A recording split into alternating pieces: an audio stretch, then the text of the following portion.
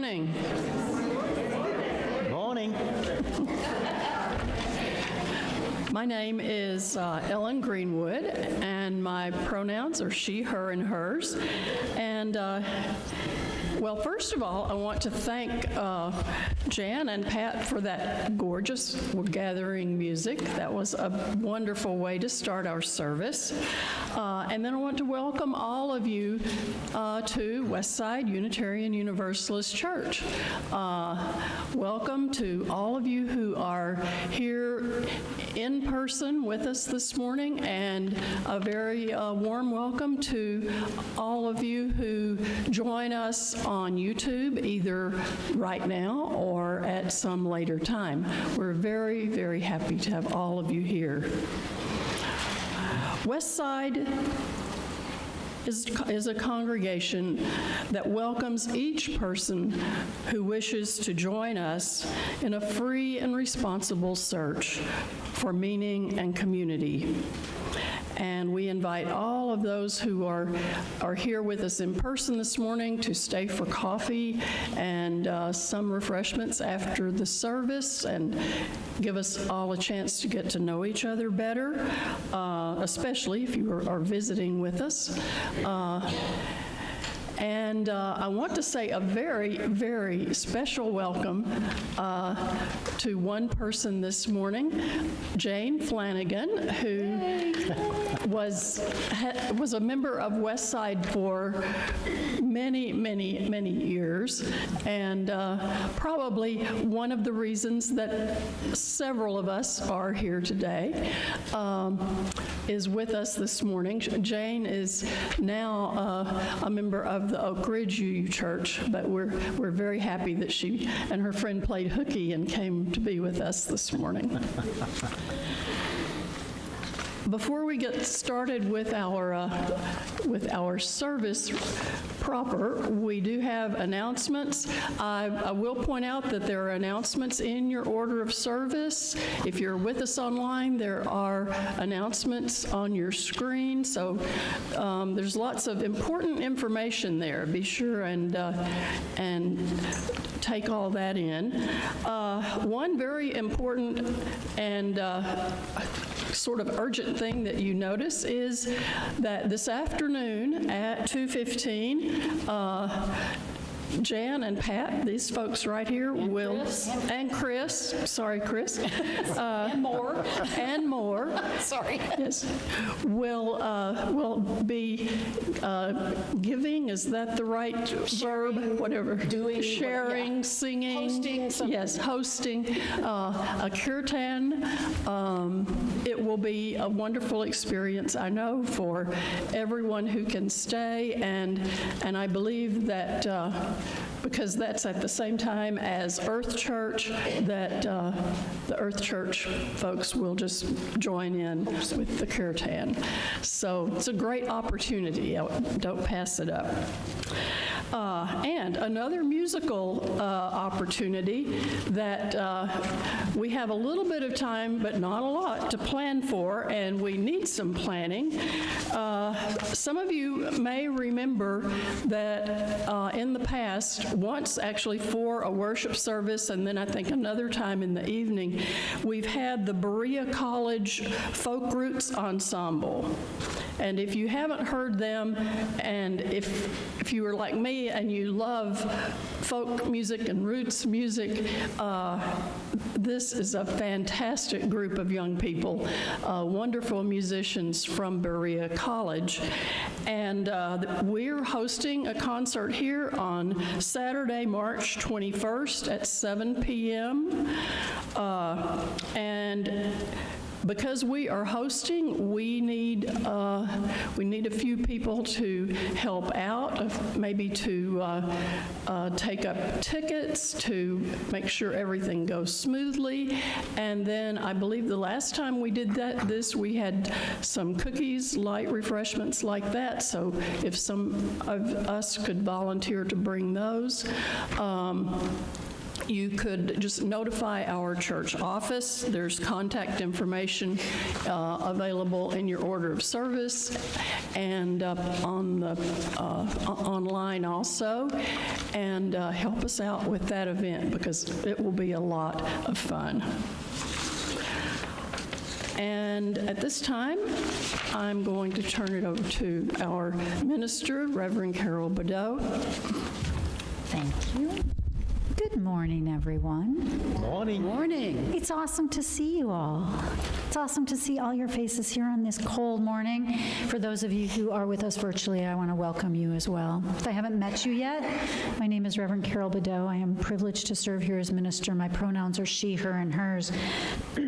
Definitely the Kirtan is an awesome thing to attend. If you can stick around for that this afternoon, it's going to be great. A couple other things that are going on that I want to let you know about. So Earth Church, the next couple months is going to be a little bit atypical because today we have the Kirtan happening that we can attend for Earth Church. Next month in March, our Earth Church typically happens on the fourth Sunday of the month. Next month's Earth Church happens to be the weekend of March 21st, March 22nd, which happens to be when there's actually going to be a spring equinox fair happening. That Saturday's a big day, okay? So Saturday during the day, there's a fair here, and Earth Church is actually doing an equinox ritual as part of that event on Saturday instead of doing something on Sunday. So next month's Earth Church will be on Saturday the 21st during the fair, which is directly preceding the Berea College Folk Roots group. And then also just FYI, the Folk Roots group is in fact going to do our Sunday service that week. So we're coordinating, I'm coordinating with their director to plan the music for our service that day. One other quick announcement, this is an upcoming event soon. Bill and Sabina, raise your hand in the back, they have an auction event that they still have spaces for. So March 7th at 10 a.m., a hike at Fort Loudon. If you want to join in that, just let Bill and Sabina know. Or if you're with us virtually, you can email us. They have some more spaces for that walk and that day. So hopefully the weather will be gorgeous for you for that day. So now all the logistics behind us. Take a deep breath. A lot of logistics. The master of our particular bowl is going to invite our particular bowl to sound to call us into our time together.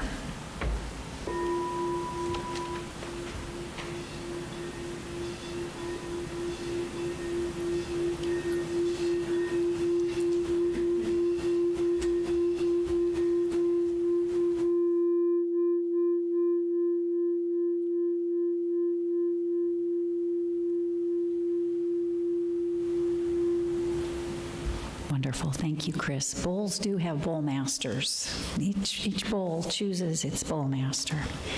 Ellen has the words for our chalice lighting.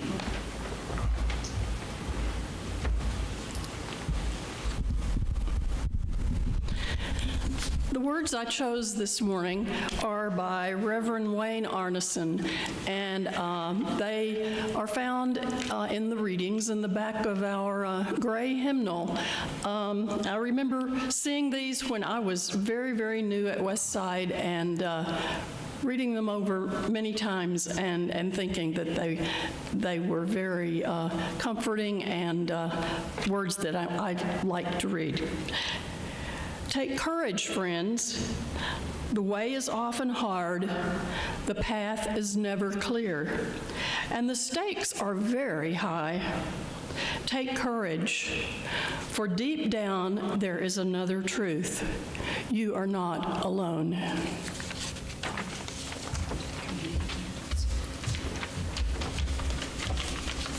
I almost forgot the community candles. Yes. So every Sunday, it is our custom to light 2 candles, one to honor concerns of our wider community, and one to celebrate the joys of our wider community.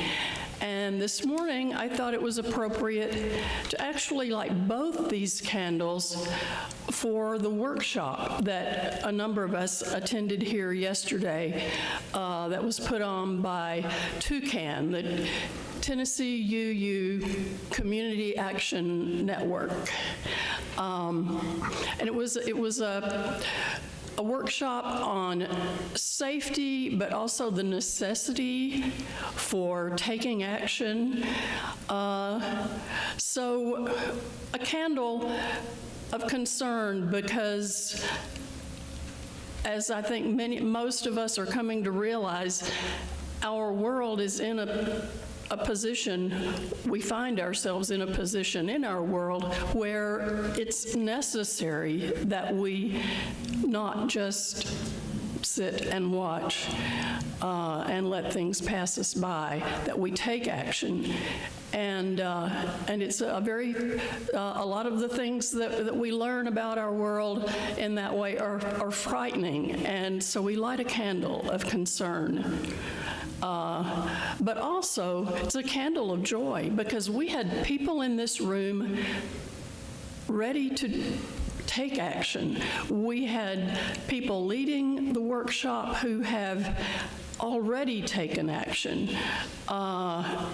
And we do realize when we are with a group like that and hearing people talk and learning what we can do, we realize that we are not powerless and we are not alone, and that's definitely worth celebrating. Thanks, Ellen. And thank you to everyone who attended that workshop yesterday. So we're going to be talking about safety today, and we're going to be talking about nonviolent resistance. And what does safety look like? And what does nonviolent resistance mean? So we're going to start this morning with a reading. It's a passage from a book by a Buddhist nun named Pema Chodron. I'm going to share this reading with you, and then we're going to take some time to actually do a little bit of meditating. So take a couple deep breaths as I read this passage from the book, Comfortable with Uncertainty, 108 Teachings on Cultivating Fearlessness and Compassion. This book is really about becoming okay with things not being okay and figuring out how to respond.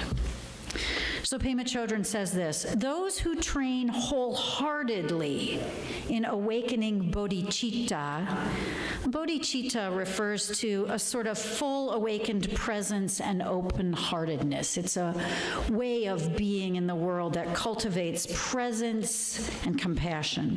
Those who train wholeheartedly in awakening bodhicitta are called bodhisattvas, or warriors.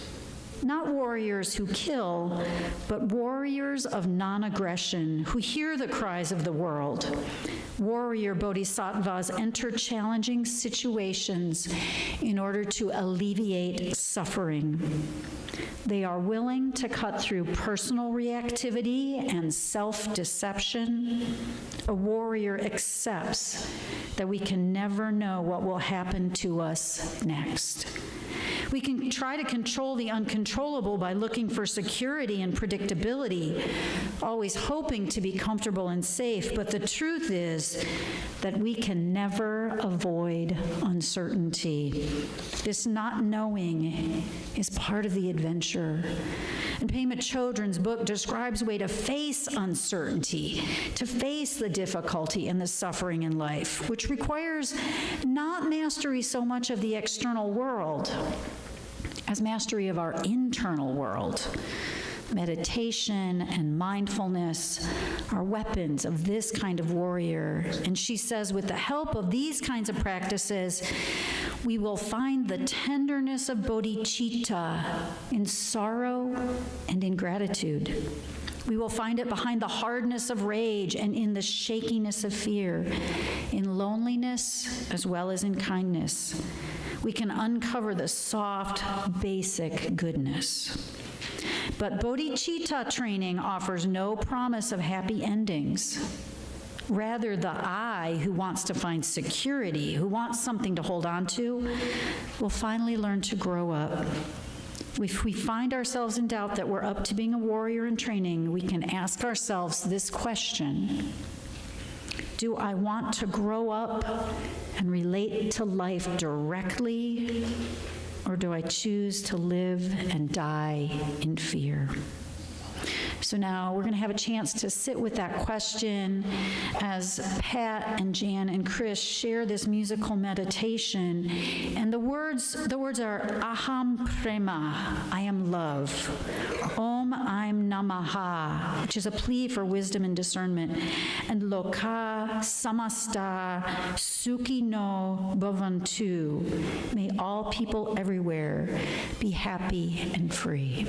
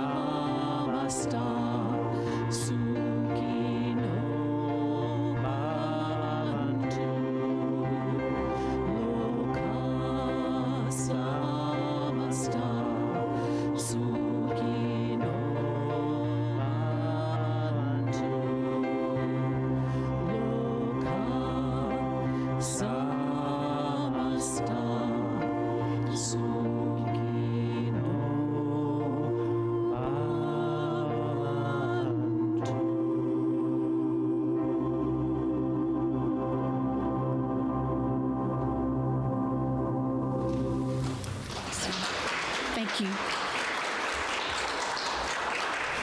Thank you all so much for that. That was awesome. So the The chanting, and like what they'll be doing this afternoon, is a gift from the Hindu traditions, the Eastern traditions. The language is Sanskrit, and those words are chanted and have been chanted for centuries as a way, and other chants, to help us actually practice some of these kinds of meditation and centering that help us to be courageous and compassionate warriors. I am love. May we have wisdom and discernment. May all people everywhere be happy and free. So as Ellen was describing, yesterday a group of over 30 people attended a workshop that we hosted here at Westside, organized by Toucan, the Tennessee UU Community Action Network. Some of those people attended virtually, but many people were physically here in the room. We had about 26 people here, 27 people here in the room. And the purpose of the day was to help us feel aware and equipped to manage some of the complexities of living our values in what is not just seemingly but actually an increasingly risky public sphere. We talked about the rise of authoritarianism. We heard from Reverends Laura Bogle and Lori Stevens, who both were in Minneapolis a few weeks ago, actually in between the murders of Renee Good and Alex Preddy. They actually left the day before Alex Preddy was killed. They were there to witness with hundreds and hundreds of other clergy people the ICE actions happening there. Those are the kinds of actions I think of as the warrior work Pema Chodron was talking about in our opening reading, right? Being fully present with the suffering of the world, not closing our eyes, but using the tools of awareness, presence, and open-heartedness to face the things that scare us directly.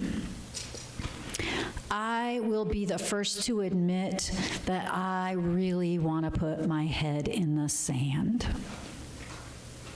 Like, I really want to. I really want to be able to get away with it, but I don't think that's a good idea. My colleague, Laura Bogle, talked to us very directly about the rise of authoritarianism, not just in our nation, but in our world, about the very, very clear indications that it is happening. It's not confusing. The things that define authoritarianism are the things that are happening in our world. And we are, she explained, in a really important window when we can resist the rise of authoritarianism. There are studies that show in countries where authoritarian regimes have attempted to take control, how big the window is when that push is happening and how much time we have to push back. And it's now. It's now. But as Ellen was saying, the good news is a lot of people are, and a lot of people are getting trained. And I haven't warned those of you who were here yesterday yet, but we're going to be doing some stuff together to educate the rest of the congregation. We're going to, as a team, figure out how we can bring what we learned yesterday to the congregation. One of the things that she explained, that Reverend Laura Bogle explained, is that in places where communities have successfully resisted the rise of authoritarian regimes, they have always done so non-violently. Okay? Now, we've all been taught that nonviolent resistance is a good thing, and we probably have some idea what that means, but I was personally never trained in what does that actually look like, right? What does it actually look like to resist nonviolently? So the question is, how are we supposed to actually be, as she puts it, warriors? Not warriors who kill, but warriors of non-aggression, who hear the cries of the world, warrior bodhisattvas who enter challenging situations in order to alleviate suffering. It is easy. I personally am much more comfortable being nonviolent by not entering the situation. I would just as soon not enter the situation. Thank you very much. And it's really easy for me to be like, I'm just being nonviolent, when what's really happening is self-deception. My flight response, my version of reactivity, has a narrative of being nonviolent, when what's really happening is I'm scared. The Buddhist tradition that Pema Chodron comes from, of course, offers a lot of advice on how to actually practically do this. Think about the cultural violence that particularly Tibetan Buddhist people, Himalayan Buddhist people have experienced and the ways they've had to deal with that, right? But here, just for starters, are the first three things Pema Chodron tells us we have to do if we want to live courageously in ways that alleviate suffering. We must be willing, she says, first to cut through personal reactivity. Cut through self-deception and accept uncertainty. Now, Laura Bogle spoke to us yesterday about how important cutting through reactivity is when you show up at a protest. Because reactivity makes things worse. It escalates situations. So cutting through personal reactivity is a really important tool for us all to learn. I have a really hard time imagining being on the streets of Minneapolis. I wasn't able to respond to that call to go to Minneapolis, which was sent to basically all clergy all over the U.S., right? We got a call on I think it was a Tuesday, to be in Minneapolis on Friday, and 700, 800 people went. I wasn't able to go, but I have a hard time imagining being on the streets of Minneapolis in sub-zero temperatures, which they described, witnessing horrible things, doing that, and managing my personal reactivity well. I have a hard time managing my personal reactivity in the grocery store. Like, do you feel me, right? Okay. And yet, this is the first step in nonviolent resistance. And we each have a pattern of personal reactivity. We have our own personal ways that we are reactive. So we're gonna go through what I call the 5 F's, and it's 5 now. Fight, flight, freeze, fawn, and the latest, flop. Think of the puppy dog who flops over on its back and shows its belly. Flop. And if anybody's ever had like a shutdown response, that's different than freeze, but just like a flop. So they're actually saying flop is one of these now. Fight, flight, freeze, fawn, flop. Okay.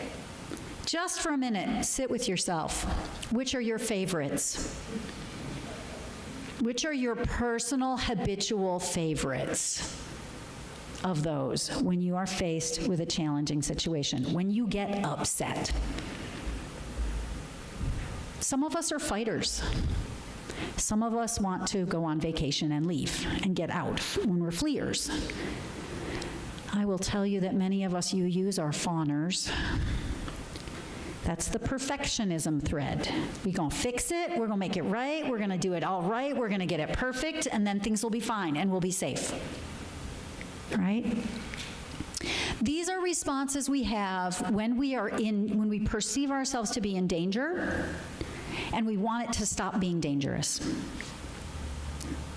So what is your personal mode? Just hold that in mind. Now, what if the first step to saving the planet is to stop it and not go into your personal reactivity mode? We have this narrative that our reactivity is our best friend. We say to ourselves, well, I have to fight. I have to fight because how else am I going to defend my boundaries? I gotta fight. Oh, I can't stay in that situation. That's too unpleasant a situation, right? We have a narrative that tells us that our reactive response is our best strategy. That's why we keep doing it. We've been trained in it. What if our first step is to stop that? Now, Pema Chodron tells us that we must cut through self-deception.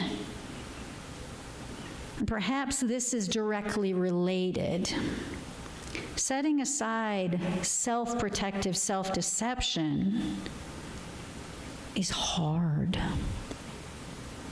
because we have to admit that we're telling ourselves a story that might not be true to make ourselves feel safer. So sit with that for a second. I've said my self-deception is, I'm just not a protester. I'm not, my nonviolence is this. That is self-deception. The truth is that I'm scared poo-less to go to a protest. I'm scared to death of what's happening in our world. And I can tell myself all the stories in the world about it, but the truth is that I'm really scared. If I can't admit that, I'm not going to be a very good warrior. Right? So what are your stories that you tell yourself? What beliefs or narratives or assumptions do we tell ourselves about the world? What are the stories we tell about basic human nature, about the nature of reality, that are justifications for our reactivity? Those people are always like that. I have a right to be angry at them all the time, because that's just the way they are. It's a narrative, right? So reactivity and self-deception tend to go hand in hand, the former being the set of behaviors that we're conditioned to just do, and the latter, the narratives that we actually use to explain our reactivity. So we know, and this is the science, Shankar Vedantan, the hidden brain, we know that we do not make decisions from the rational part of our brains. We make decisions from the emotional, reactive part of our brains, and then we very quickly tell a story about why we made that decision. But the decision-making didn't come first. The reactivity came first, and then there was a story about it. That's how human brains work. So what if we have to actually interrupt that process to actually make a difference?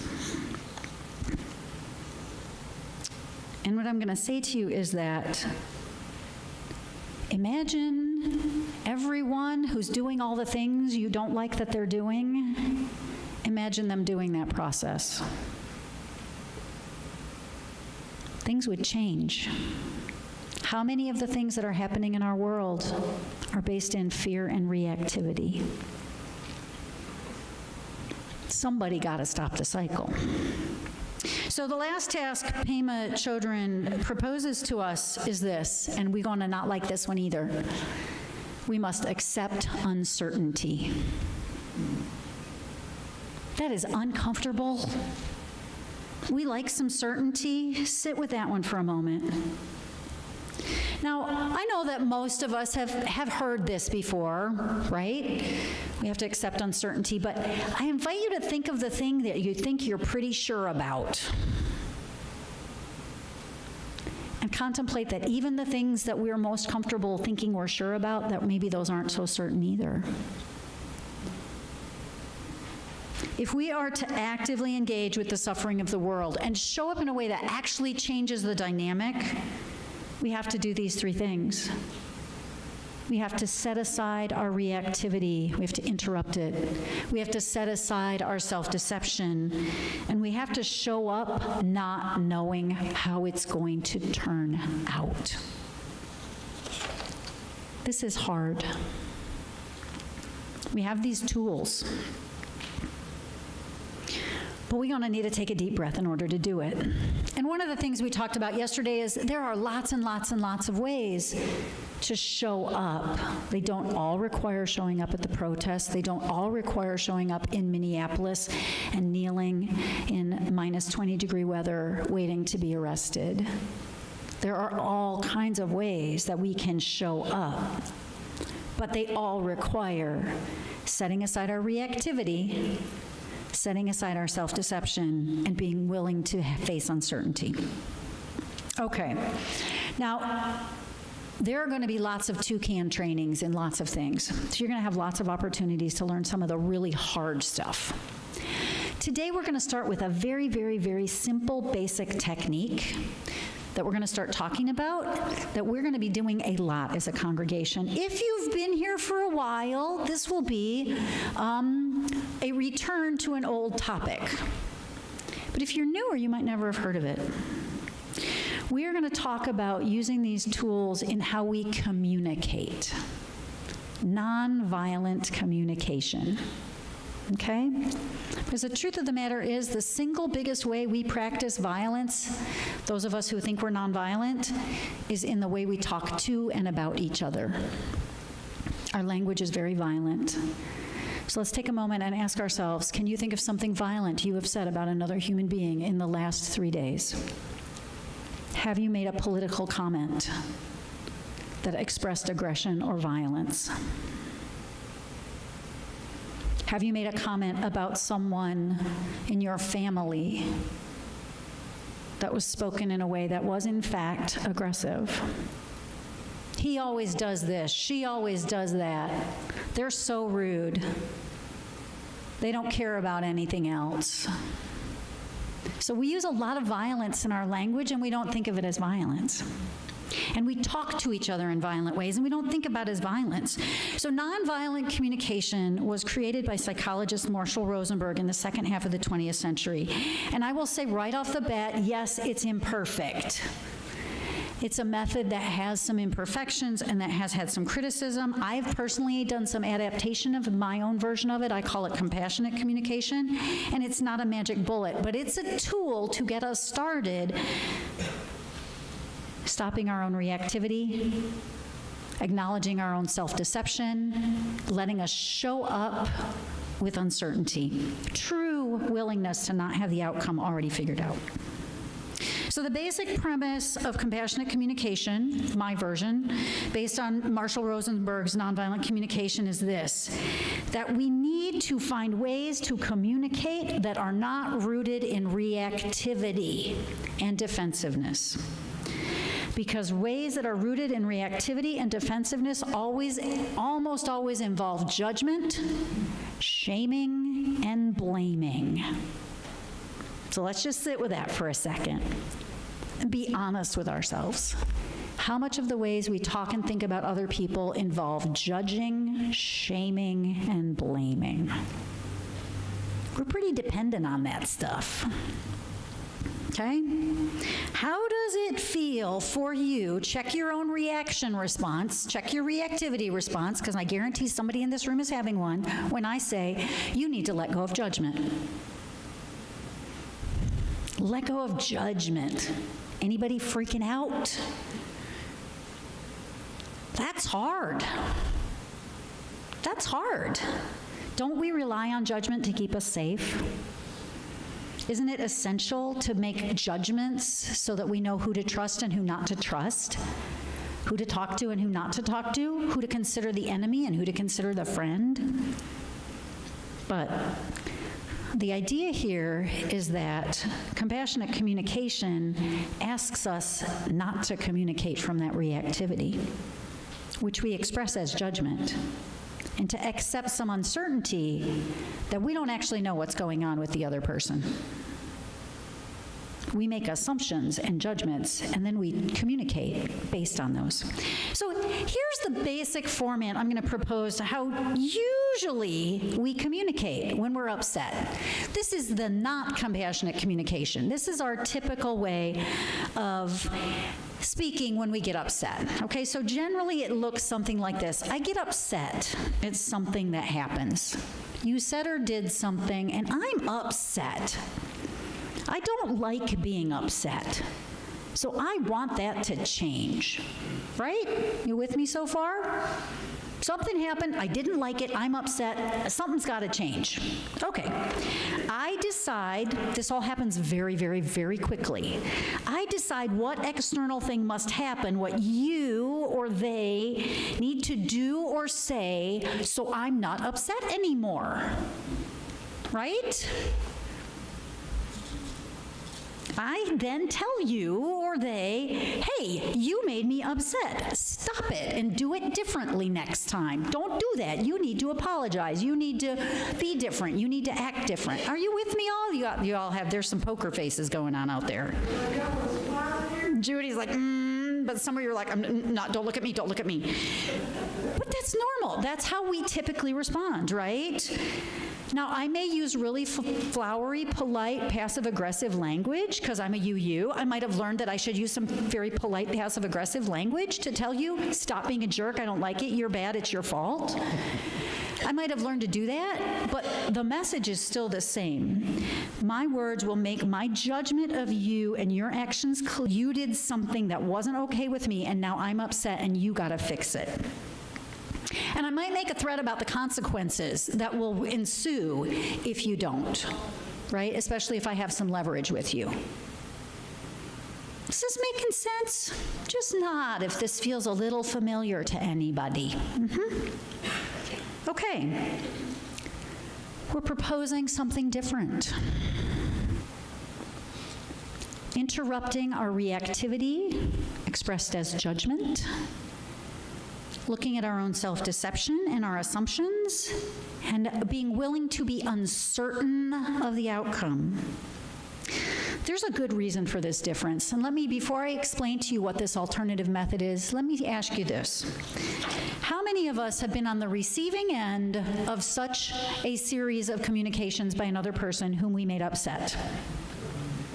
Did you feel open and receptive to their next words? Or did you feel defensive? There ain't nothing like that kind of communication to trigger some more reactivity. So we are now detonating each other's reactivity, right? I've got reactive, so by gosh, I use my reactivity, and now you're right there with me. Now everybody's reactive, and it's going to be months before we're actually going to speak to each other again. That's not helpful. Or maybe we just live that way. Maybe we just trade detonations over and over again. Or maybe we decide, you know what, I can't ever talk to that person again. That person has to be out of my life because they responded reactively to my reactivity. This is how we tend to behave. So Marshall Rosenberg was smart. Lots of other smart people before him that he was, on their shoulders. But this compassionate or nonviolent communication is designed to allow for communication without the reactivity and the defensiveness, which requires taking out the blaming, the shaming, and the judgment. I will tell you, there are people in this room who have been in our practice groups before for this. This is not easy, is it? Ellen's making a face. We have been conditioned to do this reactivity and judgment from the time we were tiny. We were taught to fight with our words. If you've ever written a 5-paragraph essay for a high school English class, you have been taught to fight with your words. So interrupting this takes some practice. But here's what we have to do. We stick to the facts. We stick to the facts about what happened. We stick to the facts about our feelings and needs, and we don't put any judgments in there.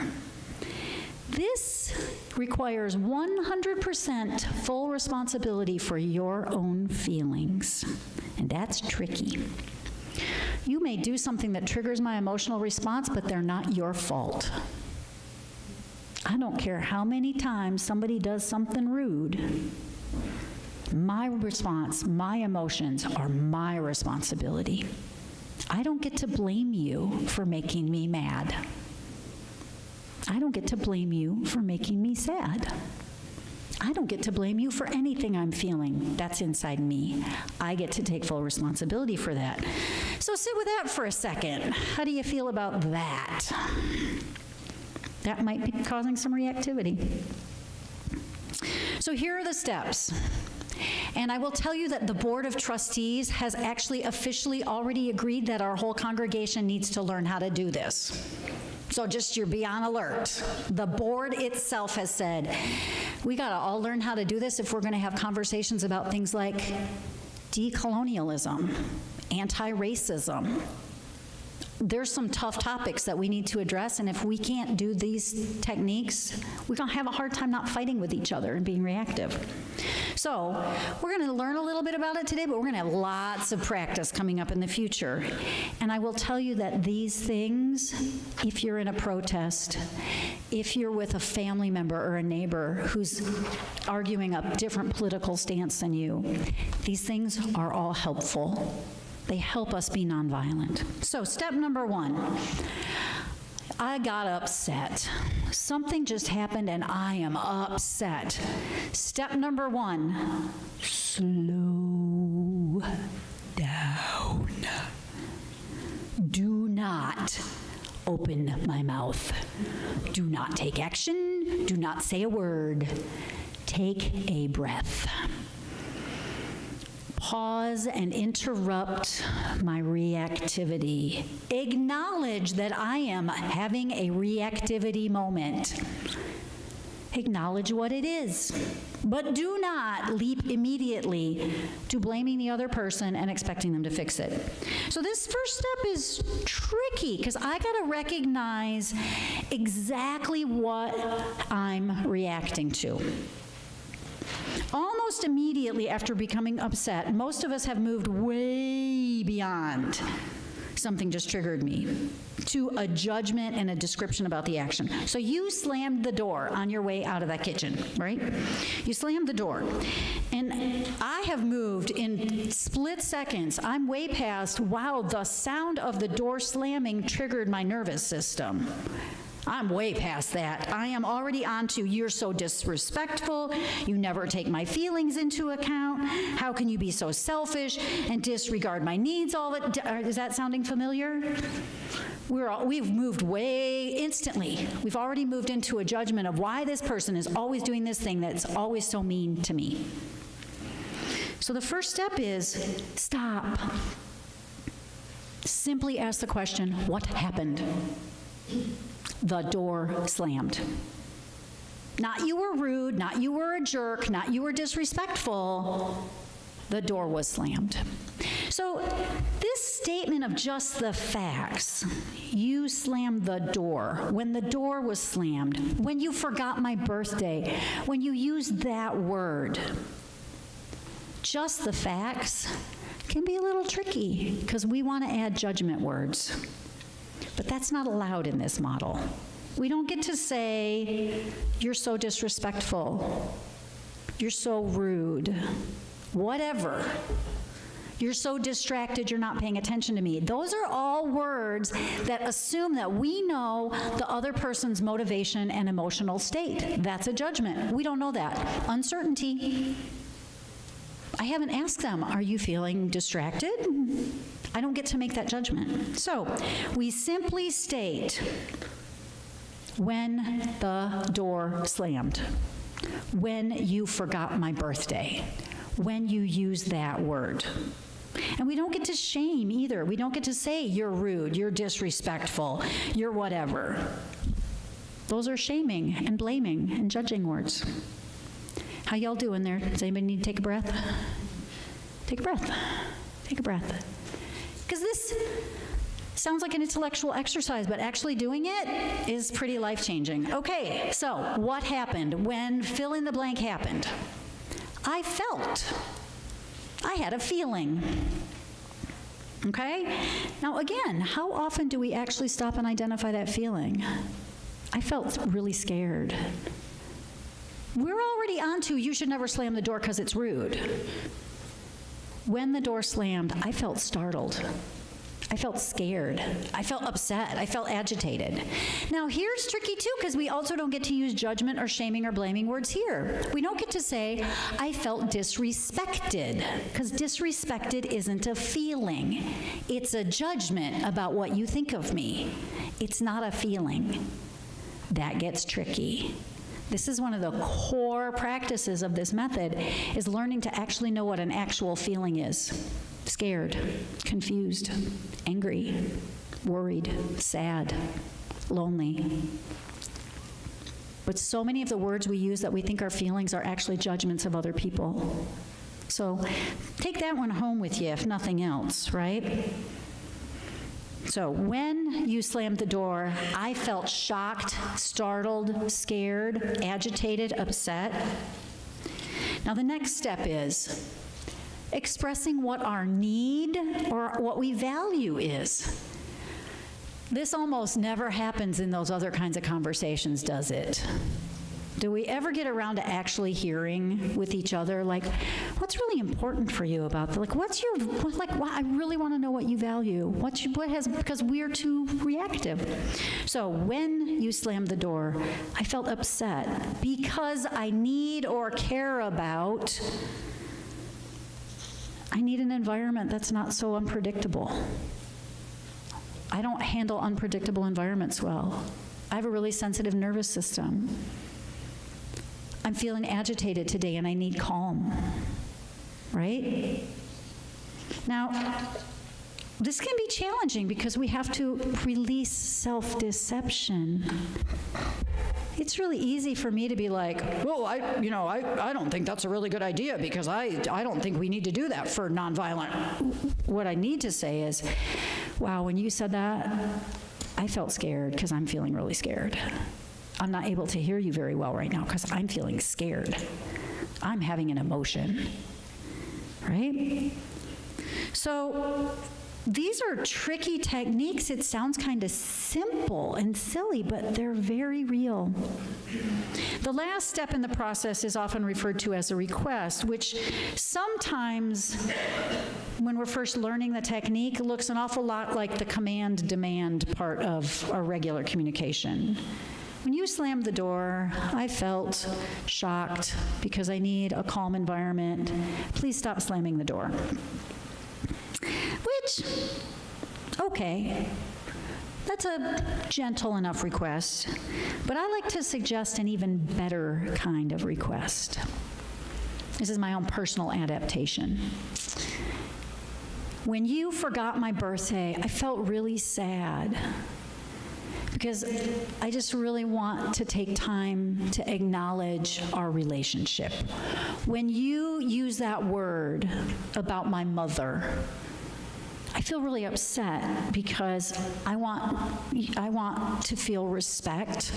I want to feel like it's safe to have my mother be part of our story.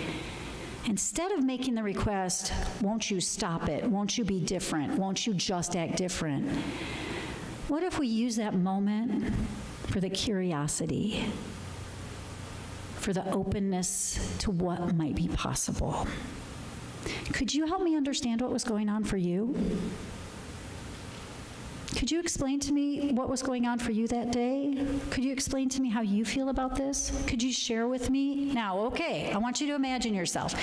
Think of someone who ticks you off. Don't make it the president, that's too far out. Make it someone you're gonna actually have a conversation with, okay? We build ourselves up to those bigger issues. Start it small. Start with something in your life where you know somebody's gonna tick you off. Now imagine yourself, you're ticked off, looking at them and saying, you know what? I'm gonna open. I'm gonna set aside my reactivity and my self-deception. And I'm gonna say, you know what? When you said that thing, I felt really sad. I felt really vulnerable. I felt really scared. I felt really angry. I felt really worried.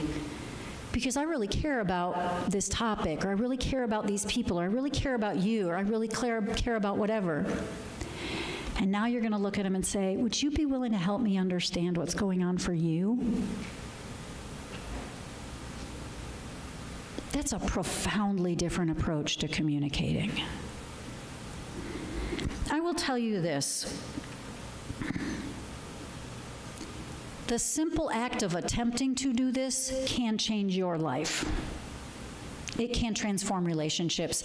I have told this story more than once that in my marriage, I was doing this kind of instinctively. I didn't this was before Tracy and I were married, and I hadn't actually learned about Marshall Rosenberg yet, but it's kind of something I'd sort of instinctively started doing. And it took about 2 years, and one day Tracy just looked at me and he said, "You're not gonna stop, are you?" I was like, no, I'm not going to, like, he just looked at me and said, you're going to keep doing it this way, because he was used to fighting. And I was like, I'm not going to fight. I'm going to stop my reactivity. I'm going to do this. I really want to understand. So it takes time, but it can transform our relationships, and I will tell you that it will transform conflict in our world, right? So it's a straightforward process, but the actual act of stopping ourselves and saying, I'm not going to be reactive here. Not just I'm going to be better than you by not being reactive, okay? That's where we're going to go first. I'm not reactive. I will show you that I will not be reactive. That is a reactivity response, okay? That is a reactivity response. So, but when we actually stop and say, what's my reactivity response? What am I actually feeling? Do I have the courage to sit here in this uncertainty and name, hey, I'm feeling scared, I'm feeling vulnerable, I'm feeling angry and upset and worried. Can you meet me here? This is a tool in our toolkit that goes way beyond our marriages, our partnerships, our families, our friends. This technique is why the monks that walked across the country got so much attention. It's why they made a difference, because this is their practice. It's why thousands and thousands and thousands of people went out on the streets to be with them, to literally just be in their presence. So defensiveness and reactivity shuts our ears and shuts our hearts. Fighting with people makes people want to fight with us. Laura Bogle made a point yesterday of saying that one of the most important things you have to do when you're in a protest or at an action or at a march is you have to check in on your own reactivity. And if you're in a reactive place, you need to do something to get out of that reactive place. Maybe that means you need to leave the event. Maybe you need to take a breath. But you need to acknowledge that you're being reactive, because that escalates rather than de-escalates. In the places where authoritarian regimes have been stopped, it is nonviolent communication and nonviolent, non-reactive resistance that has been effective. Unfortunately, when I was talking about this a few years ago, we talked about it in a much more academic way, and unfortunately now it's a much more rubber meets the road kind of a deal.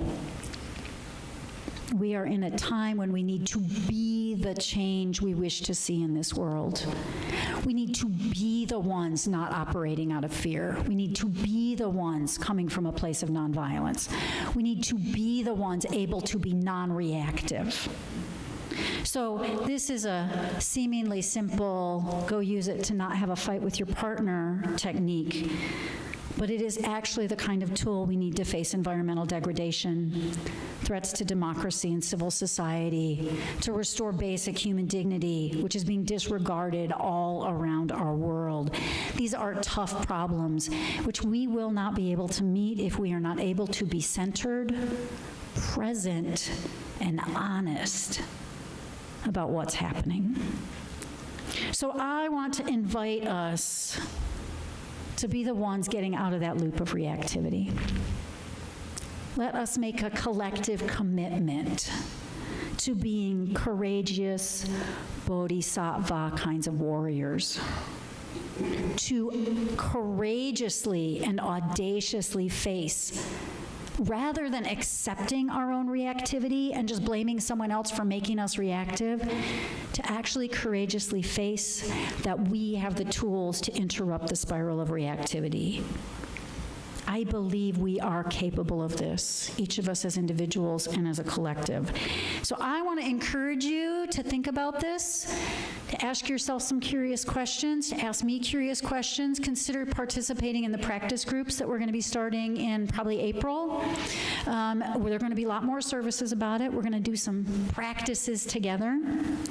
Think about that. Now, you will also have the opportunity to learn some more directly about authoritarianism and how to work against authoritarianism. Like I said, we're going to try to find some ways to share the information that was in the workshop yesterday with the whole congregation, and there will be more workshops. But this piece is foundational. So I encourage you to think about checking it out. So take a deep breath.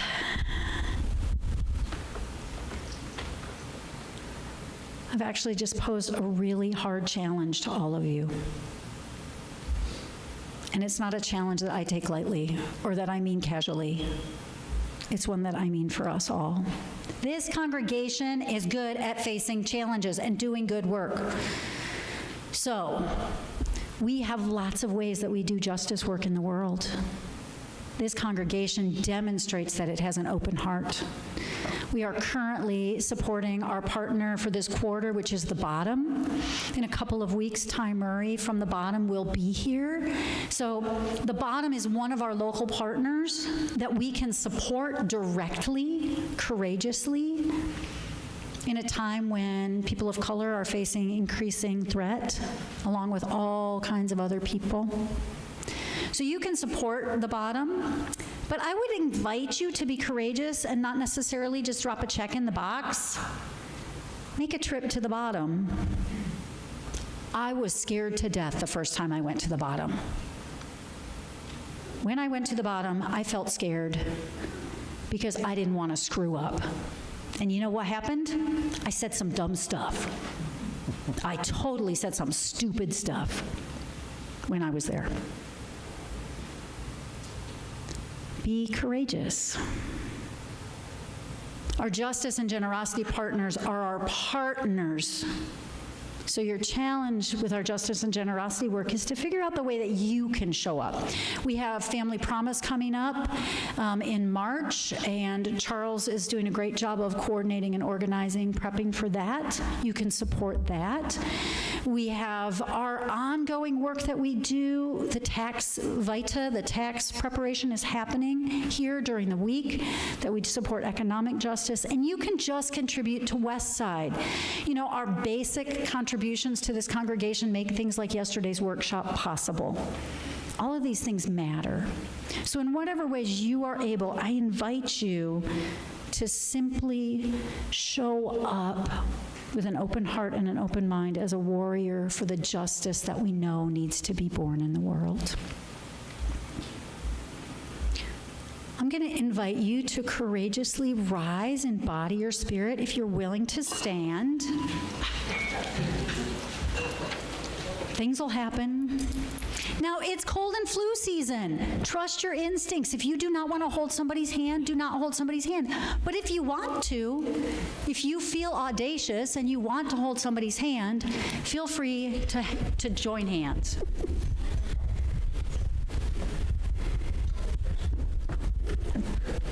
I want to be a hand holder with somebody. You want to hold a hand? Sure. Okay, awesome. Awesome. All right, so we're going to practice now. The single most important thing see, perfect. Those of you virtually watching could not see that. Judy has chosen to hold her own hands. Yay, Judy, for being courageous and bold. But Jonas and Nathan have put their arms around her. She can hold her own hand and still be included. See, we're creative. We can do these things. Turn and meet the eyes of someone in this room. It's an experiment because not everybody looks immediately at somebody else. Turn and meet someone's eyes. I'm gonna go get Pat. Now stay there. Don't look away. You can do it. Now soften your eyes and actually look with love and compassion into the eyes of your neighbor, who is but a mirror of yourself. It seems hokey, folks, but now try somebody else. Be brave. Try somebody else. Be brave. Be brave. And if you haven't found anybody's eyes yet, elbow the person next to him. Make them look at you. We're a little farther away. true compassion. Open the mind, open the heart, and open your eyes with compassion to the world that needs you. Go in peace, but go in courageous love to transform this world. May it be so. Yeah, doesn't it? Yeah.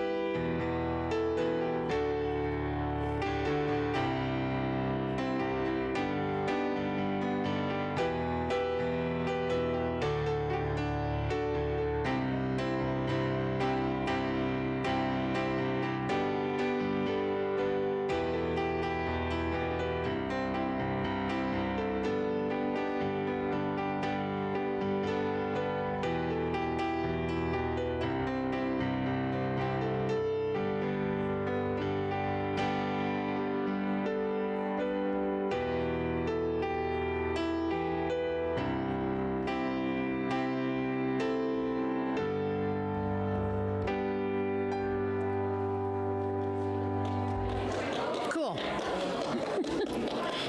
All righty. Well, I guess we're done. For now. Afternoon now. Yeah, official. I might pop out and get something to eat. Yeah.